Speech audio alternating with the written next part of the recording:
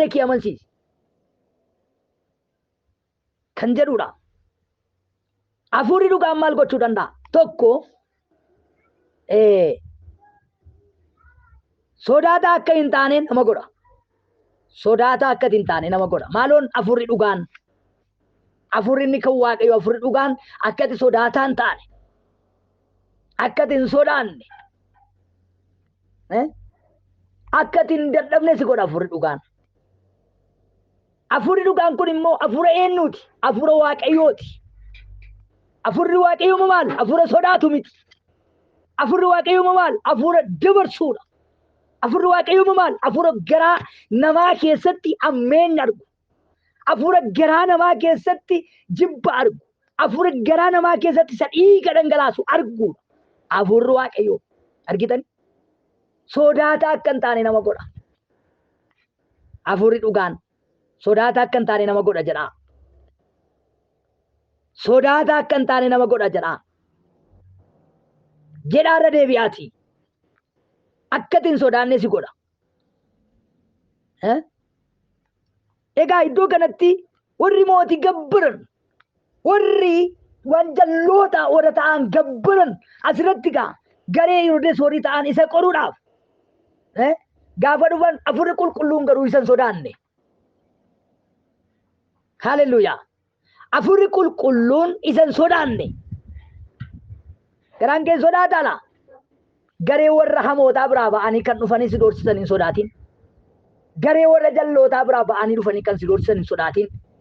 Garee warra jallootaa, garee warra hamootaa, garee warra hajjeesanii dhiiga dhangalaasanii biraa ba'anii warra si qoruu dhufan hin sodaatin. Haaleluyyaa. Garee warra hamoota warra dhiiga dhangalaasan biraa ergaman ati isaan kan hin sodaatin. Egaa lakkoofsa 14 irratti kutaa kennarraa warri ergamanii dhufan yaa barsiisa ati dhuga qabeessa akka taate nuyi hin beekna. Nama tokkollee hin sodaattu. Karaa Waaqayyoo dhugaadhaan barsiifta malee nama waliin caalchiftu. Egaa mootii warra Roomaaf gibira baasuun seera moo seera miti? Gibira baafnuufi moo dhiifnu jedhaniin jedha. Maaliif ittiin qabanii isaa dheessuu barbaadanii? Heroodis biraa dhufaniitu gaaffii kana gaafatu. Ittiin qabanii isaa dheessuu barbaadaniitu mootii warra Roomaatiif kaffallu moo dhiifnu jennaan mee as fidaa waan isin kaffaltan. Gaafa isaan tokko keessaa fidanii itti kennan. Mallattoo eenyu ture jira? Mallattoo mootichaati jedhe. Egaa kan mootichi kan mootiif kaffalaa kan Waaqayyoo moo Waaqayyoof kennaa. Mootiif kennaa kan isa barbaachisu kennaa kan isa barbaachifne immoo isa barbaachisu immoo kan barbaachisuuf kennaa. Kan Waaqayyoof kan Waaqayyoo hin ta'inis kennuufiin kan Waaqayyoof kan mootiif immoo mootii. Haaleluyyaa. Kennaa.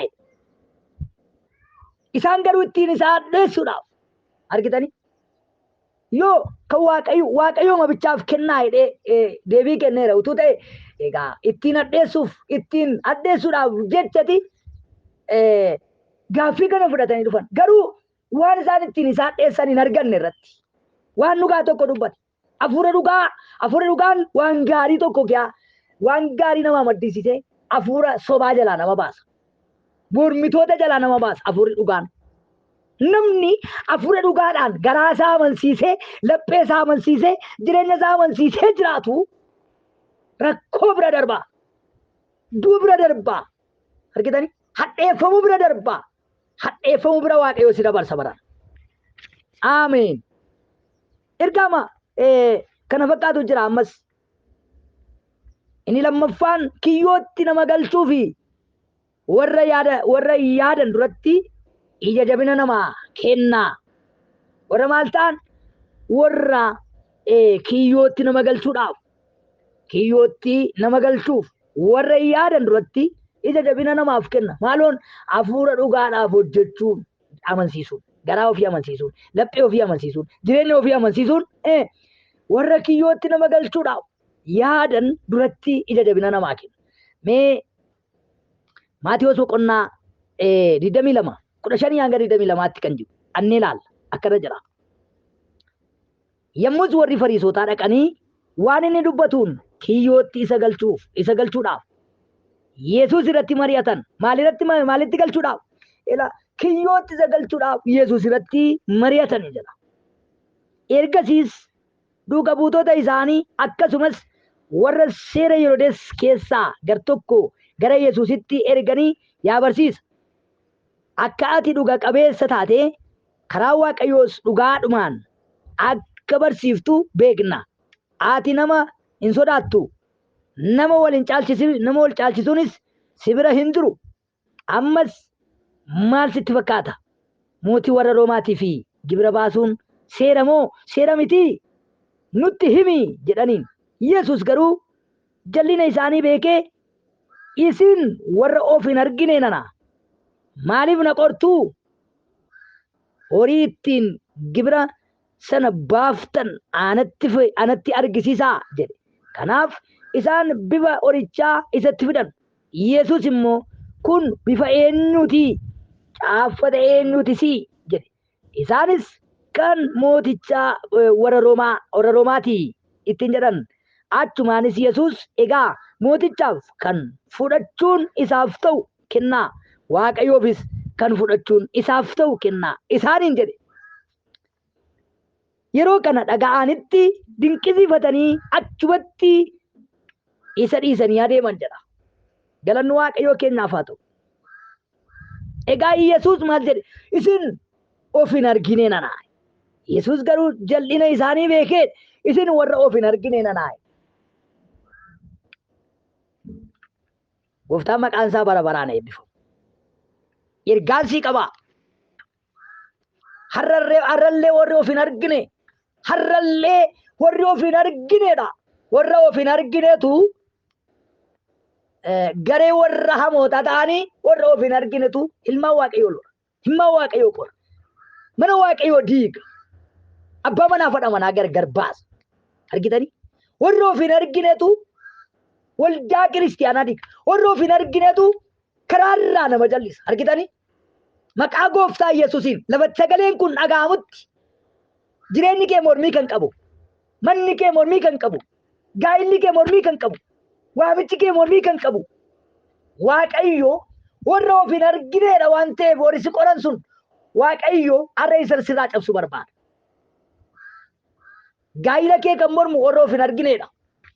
Jireenya kee kan mormu warra of hin argineedha. Hafuura kee kan lolu warra of hin argineedha. Hafuura dhugaa kan hin taane, hafuura dhugaadhaaf kan hin abboomamne warra of hin argine, garee warra seexanootaa warra ta'an, garee warra jallootaa warra ta'an, warra garaa isaanii keessaa jallina qaban, warra afaan isaanii keessaa hadhaa qaban akka mar'ataa kiyyootti warra nama galchuudhaaf, warra abbalan, warra yaadan, warra karoorsan Waaqayyoo sirraa cabsu barbaada. Halana kiyyootti si galchuudhaaf warra mari'atan Waaqayyoo si oolcha.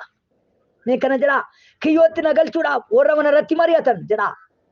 Kiyyootti na galchuudhaaf warra na irratti ka'an jedhaa. Kiyyootti na galchuudhaaf warra kiyyoo naa darbatan jedhaa. Waaqayyoo isaanumatti deebisee ittiin qabeera jedhaa. Egaa inni lammaffaan egaa kiyyootti nama galchuuf warra yaadan duratti ija jabina namaa kenna. Maaloon hafuura dhugaan. Hafuura dhugaan. Hafuura dhugaan immoo amalee mo'amu. Hafuura dhugaa kan qabu har'as darbee jira. Hafuura dhugaa kan qabu har'as mo'atee jira. Hafuura dhugaa kan qabu har'as mormii bira darba. Hafuura dhugaa kan qabu har'as hinuma jiraata. Hafuurri kee hafuura dhugaatti adabalamu. Dhagaa jirtaa laa? Maqaa gooftaa Yesuusiin dubbiin kun si biran darbin. Inni sadaffaan warra dubbii micciiruuf nama warra dubbii micciiruuf nama gaadan duratti nama gargaara. Hafuura dhugaadhaan Waaqayyoof hojjechuun. Warra dubbii micciiruu fi nama gaadan duratti nama gargaara. Luqaas boqonnaa